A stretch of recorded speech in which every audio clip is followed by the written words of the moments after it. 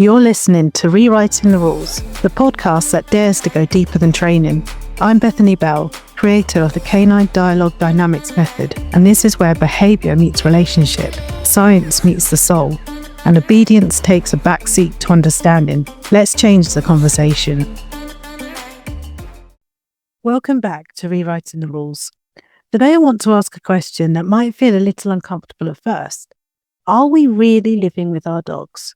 Or are they simply living around us? Now, this isn't a criticism, and it certainly isn't about blame. Most people who share their lives with dogs love them deeply. They feed them, walk them, care for them, and worry about their well-being. But love and presence are not always the same thing.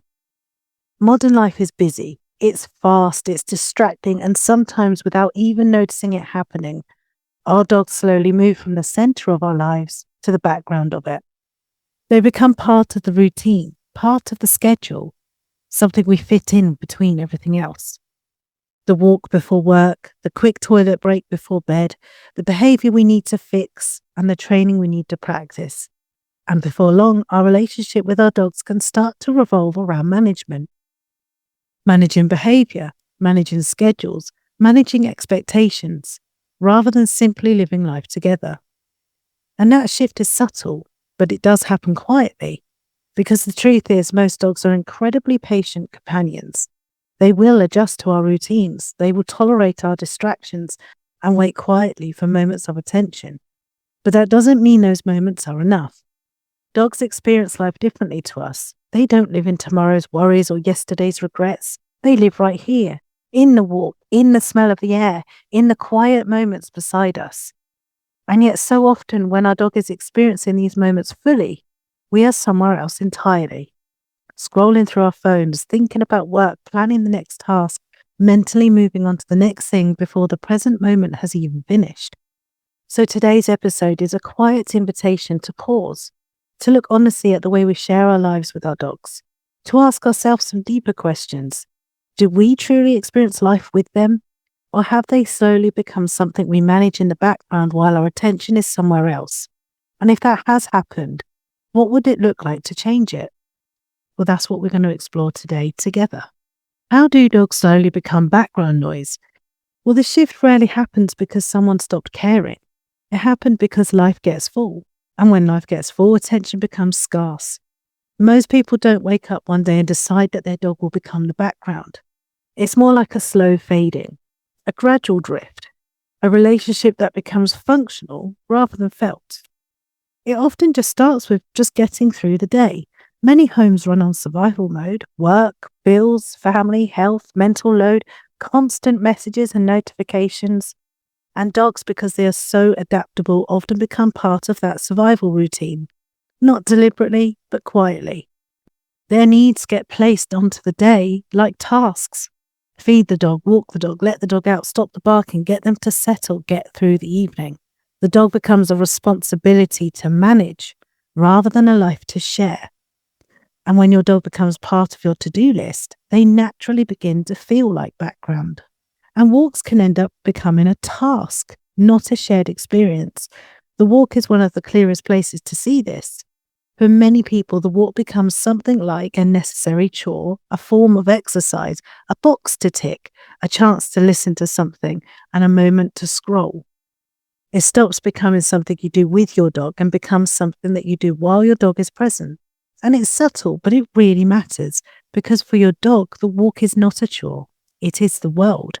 It is information, enrichment, emotional processing, regulation, exploration, and meaning. And when your dog is fully in the walk, but you are mentally elsewhere, there is a quiet disconnection. It's not always a dramatic one, just a small, repeated absence. And distraction is the new normal. Phones have changed the way that we live with animals. Many of us are physically present but mentally absent. We could be walking with a dog while replying to messages, checking social media, reading the news, thinking about what we need to do later. And again, this is not judgment. It's reality. But dogs do notice. Not in the way that we might imagine. They don't think my human doesn't love me, but they experience it as fewer moments of shared attention, fewer moments of true connection, fewer moments where their signals are noticed. Over time, many dogs stop trying as hard to connect. And it's not because they don't care, but because repeatedly reaching for connection and finding you elsewhere is tiring. So they adapt, they detach a little, they accept the background role. And then we think they are independent or low maintenance, and sometimes they are. And sometimes they have simply learned not to ask. We tend to interact most when something goes wrong. This is another part of how backgrounding happens. Many dogs only get focused attention when they are doing something that we feel needs correcting. Jumping, barking, pulling, chewing, reacting, stealing. So the relationship becomes a pattern of dogs exist quietly in the background, then the dog does something disruptive, then the dog receives attention. Not always angry attention, but attention nonetheless.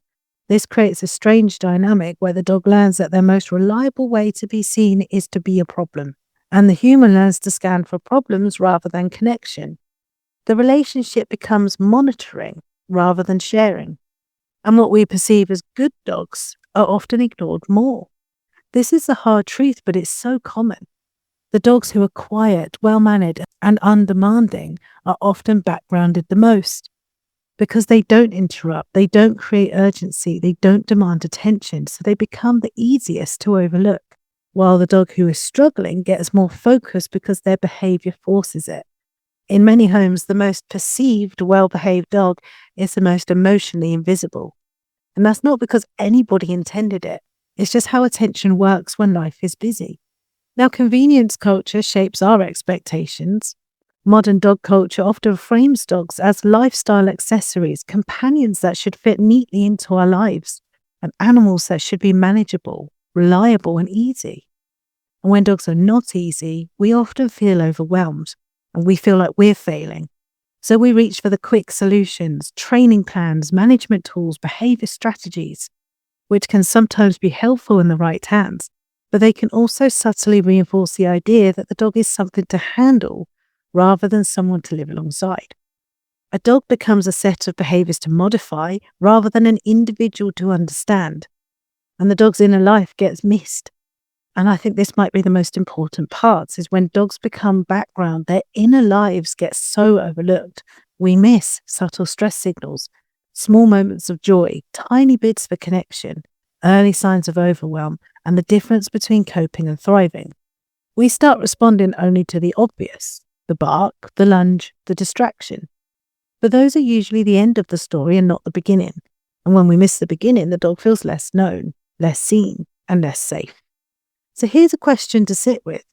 If someone watched a normal day in your home, would they see a dog living with people who are actively sharing their life with them, or a dog living in the background of a busy human world, receiving attention mainly when something needs managing? The question isn't here to create guilt, but it's here to create awareness, because awareness is where change starts. And one of the most subtle shifts that can happen in a relationship with a dog is when behaviour becomes the centre of everything. Not the dog, not the shared life, but the behaviour. And once that happens, it can create the emotional tone of the relationship without anyone even realising. Because instead of relating to the dog as a living individual with thoughts, feelings, curiosity, and experiences, we begin interacting with them primarily through the lens of what they are doing wrong, or what they should be doing instead. So the relationship becomes behaviour focused.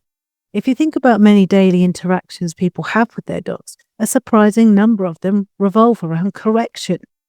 Stop barking, don't jump, leave that, come back, sit, wait, stay, don't pull, don't do that. Now, none of these are inherently wrong. Boundaries do matter, and safety matters, and guidance matters. But when most of the interactions revolve around stopping, controlling, or correcting behaviour, the relationship can begin to feel very one-sided. From the dog's perspective, the relationship can start to feel like this. I exist peacefully in the background most of the time, but when I do something noticeable, it's usually because I'm being corrected. Now, I know you don't think like that word by word, just using that as an example. It doesn't create a relationship built around shared experiences. Behaviour is often just the surface anyway. Another challenge with a behaviour-focused relationship is that behaviour is usually the visible result of something much deeper. Underneath behaviour might be curiosity, excitement, anxiety, confusion, frustration, fear, instincts, and attempt to communicate. But if we only focus on behaviour itself, we miss the meaning underneath it. For example, a dog barking might be labelled as nuisance behaviour, attention-seeking, demanding.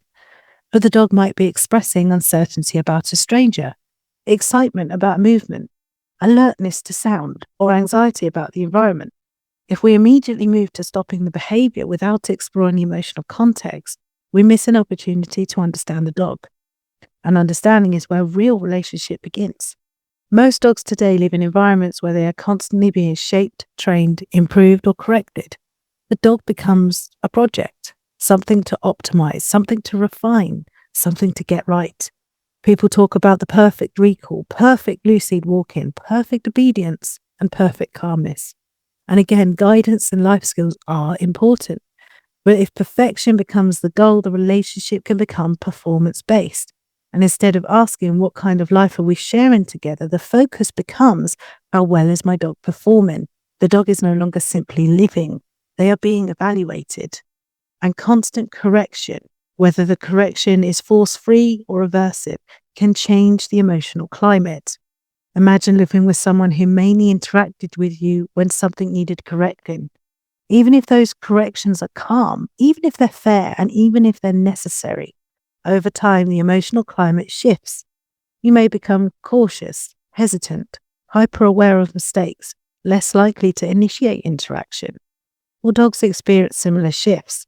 A dog who is constantly managed or corrected may become inhibited, become hesitant, become overly dependent on cues, or stop offering behaviour naturally. Not because they are well trained, but because they're unsure. And there's a loss of natural communication. When behaviour becomes the focus, natural communication can shrink. Dogs constantly communicate through body language, facial expressions, subtle movement, pacing, pauses, orientation, and even breathing patterns. But if our attention is always looking for the moment to intervene, we miss those signals. The dog's language becomes invisible. And when language becomes invisible, dialogue disappears and the relationship becomes instruction rather than conversation. And dogs start living around human expectations. Another subtle change happens when behaviour becomes the focus. The dog's life begins to revolve around what is convenient for humans. Where should they walk? How should they move? Where should they rest? How should they greet people? What emotions are acceptable? And instead of asking, how does my dog experience this situation, we tend to ask, how do I stop this behaviour? This shift is very small, but it's so powerful because it removes the relationship from shared experience to controlled experience. And dog becomes a reflection of the human. In behaviour-focused cultures, dogs often become a reflection of their guardian's identity. A well-trained dog becomes something to be proud of. A struggling dog can make people feel embarrassed. But dogs are not status symbols. They are individuals with personalities, emotions, instincts, and limits. When we tie their behaviour too closely to our own identity, it becomes harder to see them clearly because every mistake feels personal, and that can increase pressure on both sides of the relationship. When behaviour stops being the centre of the relationship, something interesting begins to happen. The dog becomes visible again, not as a collection of behaviours, but as a personality, a character, a thinking, feeling individual. You begin to notice what excites them, what unsettles them, how they communicate, what they enjoy, what they avoid, and what makes them feel safe. And once you begin to see those things, behaviour starts to make much more sense. Because behaviour stops being the whole story. It becomes one small part of a much larger life. So here's a question to sit with before we move on. If you removed all training, all behaviour expectations, and all correction from the relationship for a moment, what would still be there between you and your dog? Would there still be curiosity? Would there still be shared moments? Would there still be connection? Or would the relationship feel strangely empty without the structure of management? There is no judgment in that question, only an invitation to reflect. Now, there's a difference between ownership and relationship, but the two ways of living with a dog can look similar from the outside. From the outside, ownership and relationship can look almost identical, and in both cases, the dog may be well fed, exercised regularly, taken to the vets when needed, provided with toys and enrichment, and included in the household. A dog can be extremely well cared for and still not truly be in a relationship, because ownership is about responsibility. and relationship is about connection. And those two things, although they do overlap, they are not the same. Ownership is about providing. Ownership focuses on meeting needs. You provide food, shelter, medical care, walks, structure. Now, these things matter enormously. They form the foundation of the dog's physical well-being. But providing care is not the same as sharing life. A dog can be very well provided for and still feel emotionally distant from the humans around them, just as a child can have every material need met and still feel unseen. Relationship is about knowing. Relationship begins where curiosity begins. Instead of simply managing the dog's behaviour, you begin to notice the dog as an individual. You start asking questions like, what excites them? What makes them feel uneasy? What kind of environments do they enjoy most? What kind of pace suits them? How do they communicate when they feel overwhelmed? And how do they communicate when they feel safe? A relationship is built on understanding the answers to those questions over time, not because somebody told you the answers, but because you observed, listened, and learned. And ownership is often structured around control. In many traditional approaches to dog ownership, control is central. Dogs are expected to respond immediately, follow instructions blindly, move in specific ways, and remain calm in human environments. And again, boundaries and safety are important. But when control becomes the main focus, something subtle can happen. The dog's life begins to revolve around avoiding mistakes. They move through the world carefully. They wait for cues. And they check what is expected. And while this may create a very well-managed dog, it does not always create a deeply understood one. Relationship leaves space for expression. A relationship allows the dog to express who they are. That means safe curiosity is welcomed. Safe exploration is allowed. Communication is noticed and emotions are acknowledged. Instead of constantly shaping behaviour, the human becomes interested in the dog's perspective. You begin noticing things like the way they pause to observe the wind, the places they like to linger on their walks, the way their body softens in certain environments, the subtle signals that they use when something feels uncomfortable. These small observations create understanding, and understanding deepens connection. And dogs are not just companions, they are individuals. In ownership-based thinking, dogs are often grouped into categories: working breeds, companion breeds, high-drive dogs, calm dogs. These categories can be useful, but they can also blur individuality. In a relationship-based approach, the focus shifts. Instead of asking, what should this type of dog be like, you start to ask, who is this particular dog? And that question is the one that brings us closer to reality. Because once you begin seeing the dog as a unique individual, your responses become more thoughtful, more flexible, and more compassionate. Relationship changes how we respond to behaviour. When behaviour is viewed through ownership alone, the response often becomes, how do I stop this behaviour? When behaviour is viewed through relationship, the response becomes, what is my dog experiencing right now? Those two questions lead to very different outcomes. One focuses on control and the other focuses on understanding. And when understanding grows, behaviour often shifts naturally because the dog feels safer, clearer, and more supported. A relationship is built through shared moments. Relationships are not built in training sessions alone. They grow in the quiet spaces of life. Moments like sitting together after a walk, wandering around without a destination, observing the environment side by side, resting in the same room without any expectation, and responding gently when your dog communicates something. These moments may seem so small, but they are the threads that weave a relationship together. And here's a powerful reflection. If your dog had the ability to describe their life with you, would they describe it as a life where I'm well cared for, or a life where I am known? Both matter very much, but the second one is where relationship lives. Are we actually present with our dogs? There is a quiet loss of attention in a distracted world. One of the biggest barriers to a deep relationship with a dog today isn't lack of care. It isn't lack of love. It's lack of presence. And that's not a moral failure. It's a symptom of the world that we live in today. Modern life constantly pulls our attention away from the moments we are currently in. Phones, messages, emails, notifications, work stress, and endless information. We are surrounded by things competing for our attention. And because dogs live fully in the present moment, the difference between their experiences and ours are quite stark. Dogs mostly do live in the present moment. They experience life through immediacy. The air moving across their nose, the sound of birds in the distance, the texture of the ground under their paws, the shifting scent patterns in the wind, the rhythm of your footsteps beside them. Their entire experience of life is happening right now. They are not thinking about tomorrow's schedule. They are not replaying yesterday's mistakes.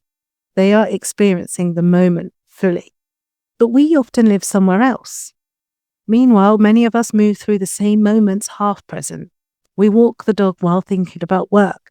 We sit beside them while scrolling on a phone. We throw a ball while planning dinner. Our bodies are physically there, but our attention is somewhere else. And it's not a judgment, we have all been there. It's simply the reality of a distracted culture. But attention is the currency of relationship. Where attention goes, connection grows. And when attention is fragmented, connection becomes thinner. Small missed moments can actually add up. A single moment of distraction doesn't harm a relationship, but repeated absence can slowly reshape it. For example, imagine your dog pauses during a walk and looks at something, maybe a rustling bush, maybe another animal in the distance, maybe something you can't see. If you are present, you may notice that pause. You may slow down. You may observe what they are observing.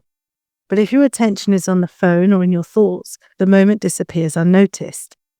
Your dog experiences it fully and you experience none of it. Multiply that by hundreds of small moments each week. Over time, two beings can be sharing the same physical space while living entirely separate experiences. And dogs do try to connect. They often attempt connection repeatedly throughout the day. They may glance at you, approach gently, sit beside you, bring you an object, rest their head on you, and watch your face. These are small social invitations, little openings for connection. Sometimes we notice them, sometimes we respond warmly, but sometimes we miss them entirely. We're looking at a screen, we're answering a message, we're thinking about the next task.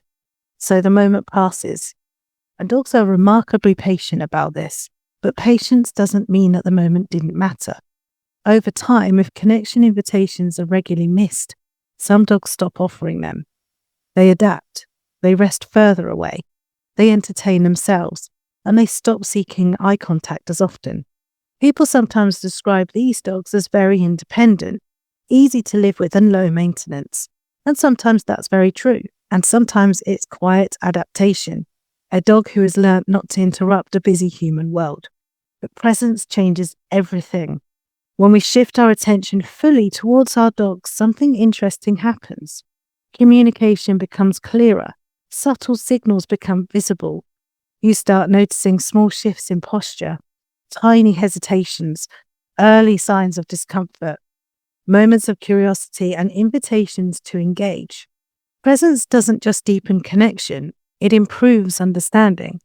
Many behaviour challenges become easier to navigate when the human is truly observing the dog in real time. Because early signals appear long before behaviour escalates. Here's a simple experiment you can try. The next time you go for a walk with your dog, notice when they choose to linger, what captures their attention, how their body changes in different environments, and how often they check back in with you. For many people, this kind of walk feels surprisingly different, quieter, more connected, and more shared. Because for that period of time, both human and dog are experiencing the same moment together. Presence is a gift dogs notice immediately. Dogs are extremely sensitive to attention. When your focus shifts towards them, they notice it very quickly. Eye contact softens, body language relaxes, communication becomes more fluid. You begin feeling less like a manager of behaviour and more like a participant in a shared experience. That shift alone can transform how both of you experience everyday life. So here's something I want you to reflect on. How often are you physically beside your dog, but mentally somewhere else? And what might change if just occasionally you allowed yourself to fully arrive in the same moment they are already living in? So what do dogs actually want from us?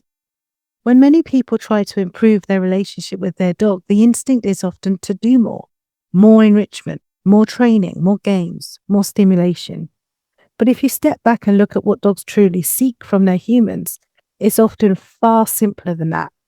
What most dogs want from us is not constant activity. It is presence, it is safety, and it is being understood. Dogs seek emotional safety first. At the foundation of every strong relationship between a human and a dog is emotional safety. A dog who feels emotionally safe experiences the world differently. They relax more easily, explore more confidently, recover from stress more quickly, communicate more openly, and show curiosity instead of tension. Safety is not only about protection from physical harm, it is about predictability, about knowing that the person beside them is steady, responsive, and aware. When a dog feels that kind of safety, their nervous system softens, and a soft nervous system is where learning, play, and connection naturally grow. And dogs value shared experience. For many dogs, the most meaningful moments with their humans are not structured activities.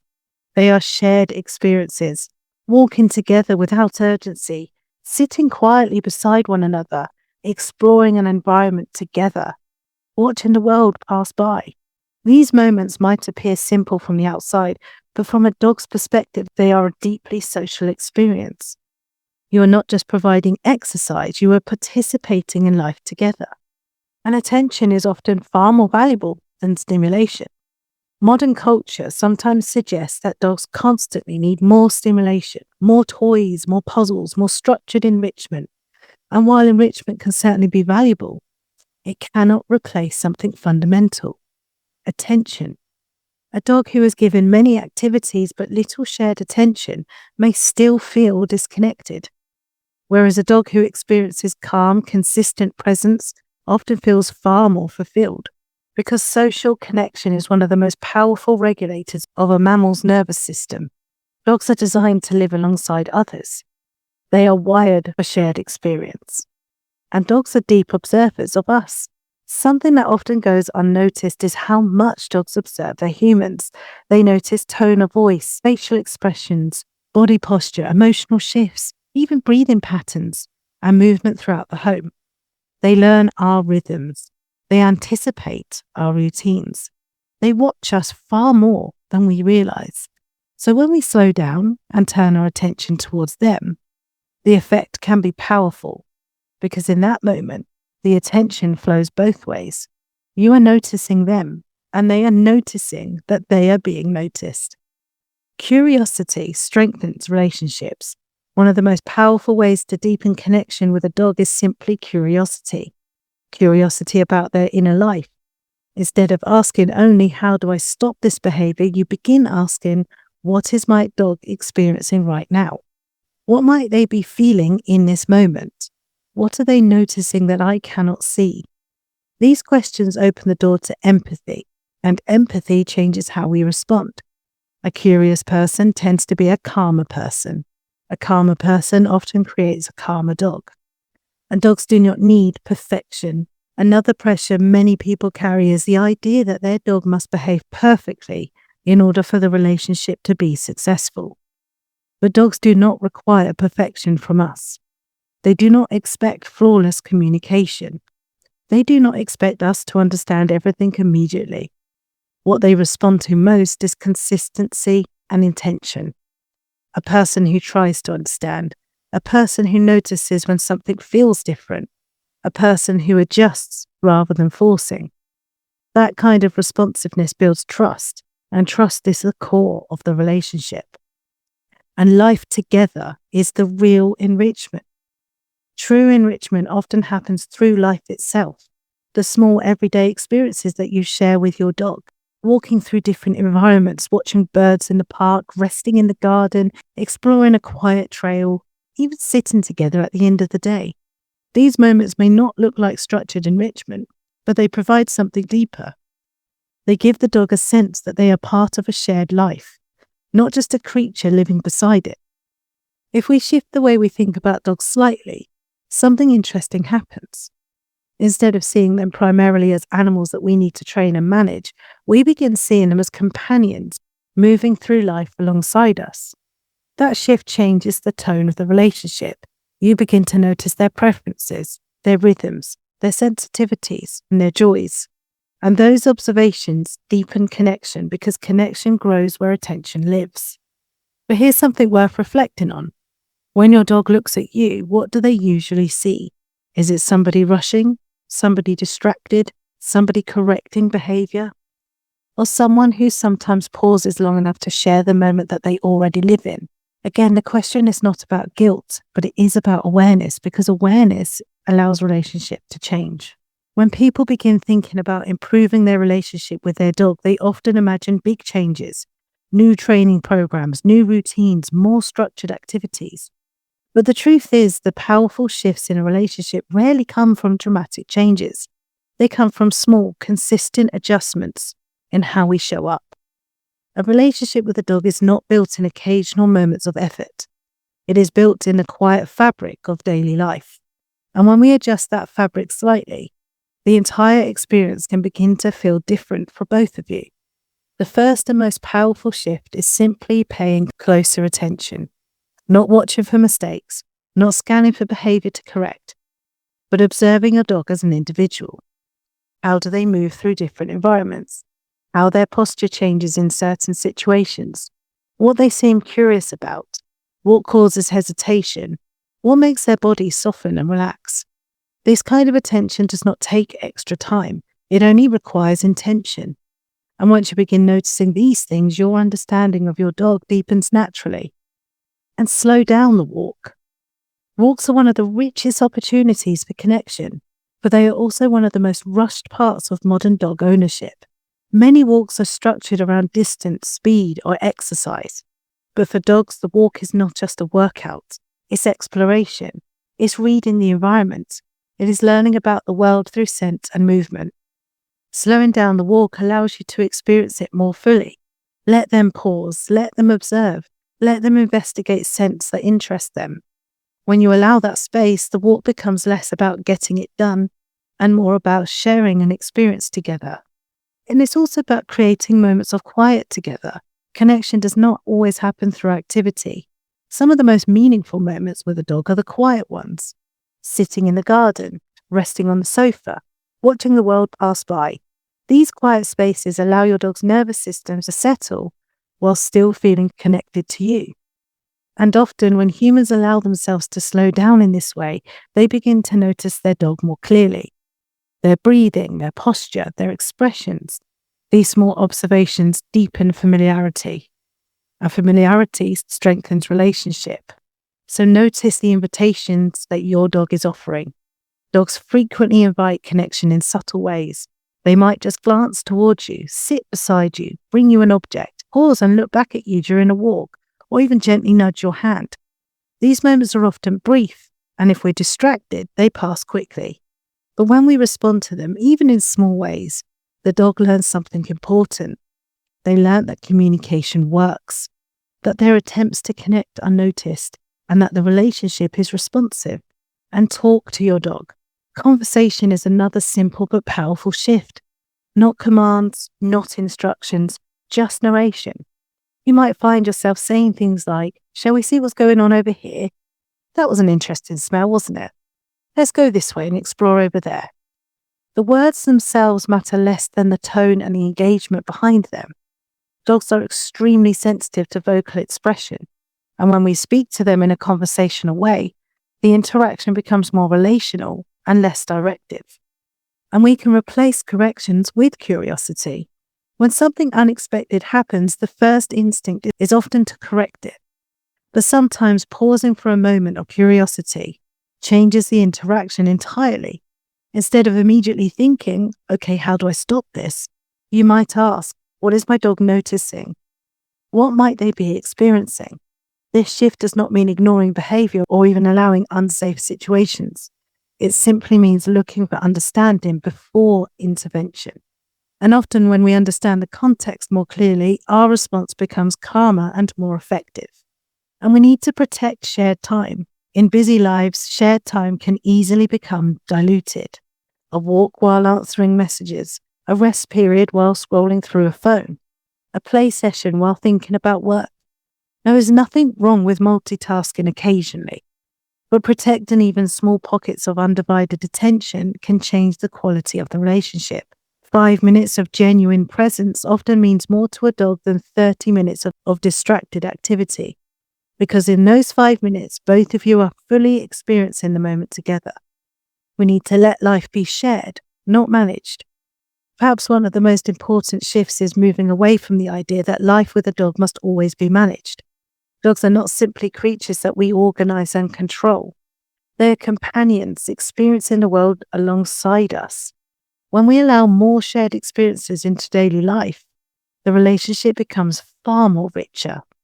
Less about control, more about participation, less about performance, and more about presence. If you were to look at a normal day in your life with your dog, what would you see? Would you see a series of tasks being completed? Or would you see moments of life being shared? The difference between those two experiences may only be a small shift in attention, but that shift can transform how both you and your dog experience everyday life together. Before we finish this episode, I want to leave you with a simple question, just something to sit with quietly. If your dog could look back over their life with you one day, what would they remember? Would they remember a life where they were carefully managed? A life where they were trained well, corrected often, and expected to fit neatly into a busy human world? Or would they remember a life that was shared? A life where their curiosity mattered, where their communication was noticed, where moments were experienced together? Dogs don't measure life in achievements. They don't measure in perfectly executed behaviours. They don't measure it in how well they performed. They measure life in experiences, in moments, in the feeling of safety beside somebody they trust. They walk where you slowed down, the quiet evening where they rested beside you, the time you noticed their hesitation and chose a gentler path, the moment you spoke to them like a companion rather than issuing an instruction. These things may feel small to us, but to a dog, they are the substance of a life. One of the most beautiful and humbling things about dogs is that they are already doing something that many humans struggle with. They are living fully in the moment. They are not waiting for life to start later. They are not distracted by endless future worries. They are experiencing the world as it unfolds, right now. And every day they invite us into that same experience, sometimes through play, sometimes through curiosity, and sometimes simply by sitting quietly beside us. We often think that dogs need more from us. People often worry that they are not doing enough for their dogs, so they think they need more enrichment, training, stimulation, more activities. But most of the time, what dogs need most is not more effort. It is more presence, more moments where the person beside them is truly there, not rushing, not distracted, just sharing the experience of being alive together.